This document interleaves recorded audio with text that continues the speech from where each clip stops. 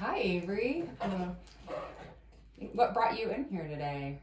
Well, I went through like a friendship breakup recently, and it was for a long time, and it's just like I don't have a lot of clarity on the whole thing because we didn't have a lot of communication throughout the whole thing. Sure. So you're not having a lot of clarity on like what happened, Mm-hmm. and maybe even just ways to repair. Mm-hmm. Sounds like okay. Um. So this sounds like it's something that's happened recently. Mm-hmm. Can you tell me a little bit on maybe a scale of 1 to 10, 10 being very severe, really hard, and one just being minor day to day, you might think about it, but it doesn't really impact you. On that scale, how much is this problem currently impacting you? Right now, not that much. Maybe like a 4. Okay. But like I don't know. The whole thing is just very confusing, and Can you tell me a little bit more about what makes it a 4 and not, say, a 10? yeah, and that's also the thing. I'm like, I don't know why I don't feel like as bad as I should because we were friends for like 5 years, but then like it kind of felt like she just like abruptly didn't want to be friends anymore, and it's just like I don't know. I feel like I should be more upset about it, but Because you had this friendship for so long, and now it's ended, and it's only a 4 for you. Yeah, and she's like just making weird decisions. Not necessarily bad, but kind of bad, but Personal decisions that are maybe harming her or others. her. Her, but the people she cares about are getting hurt too, but Oh, that's so hard. And it sounds like you're okay with maybe having some space from this person while they're going through these. Yeah. And maybe you didn't really have a choice in it because it sounds like she sort of started this rupture. All right, Avery. So, how have you been coping with this problem before you came in today? Honestly, I've just been trying to become at peace with it with myself, kind of just thinking about it a lot and thinking about my what I actually feel about it and not really what other people are saying to me. Oh, sure. So trying to process it sort of internally to make sure that whenever you do decide to take action, that you're doing it from your own ideas and not other people putting them in your head. Yeah. That's a great way to cope, or at least I commend you for trying not to let others persuade you into feeling something.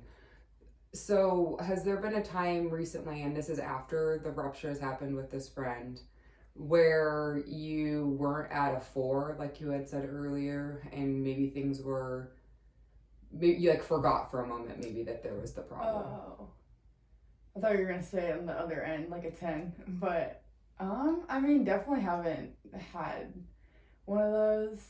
Just because I don't know, we were best friends for the longest time. It's a lot of things just remind me of her, I guess. Oh, sure, that's really common. And if this is a recent thing, so you might not have had enough time to. Okay, so even all throughout the day. I definitely think about her multiple times a day. Okay. So. Would you say at home it's a 4 and at school it's a 4, or would that change depending where you are? Yeah, at school. Obviously, I'm not thinking about her all the time. If I'm hanging out with my other friends, it would probably be a 2. But at school, it's definitely higher, just because I know she's there, and sometimes I see her. I saw her today, so it's that definitely can make it up to a 7 or. Yeah, that's really hard. Oh, and so even just the scale can change even just if you see her, which makes a lot of sense. Definitely. Yeah, those emotions start coming up, and you guys haven't resolved anything yet, so I can imagine that's pretty hard. Okay. Yeah.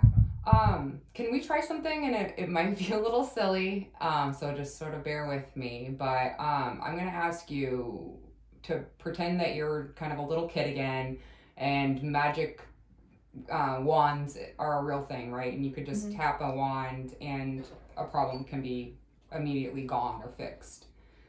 If I had a magic wand and while you were sleeping tonight, I sprinkled magic dust over you and you woke up the next morning, can you tell me a little bit about what this problem would look like if it was just completely solved?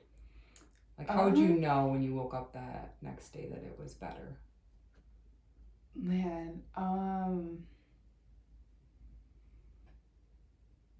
right now I'm like, I don't even know. Maybe there's like two options I'm going with. Like either like never have like even like been friends with her, Mm-hmm. or just like we're still friends and like, everything just didn't get weird. Okay. So to you, the problem being solved could be ending the friendship completely, or it sounds like maybe the friendship is repaired and you almost go back, because I said magic, you go back in time and this Yeah. current thing just never even happened. Yeah, like exactly that, yeah. Gotcha. So it sounds like, however you guys had this rupture has made you question whether it is worth it to repair the friendship. Yeah. Yeah. Um, Gotcha. So I know it's just a 4, but what things do you think that you could do so that this problem maybe is even less on the scale? Is there something you could do to take it to like a even a 3, just down 1? I honestly like I don't know if this is healthy, but just like for people to like stop talking about it, because like, like they're like, she's not friends with a lot of my friends, like before we stopped being friends. So it's like once we stop being friends, like everyone's like jumping the hate train. That's what I meant.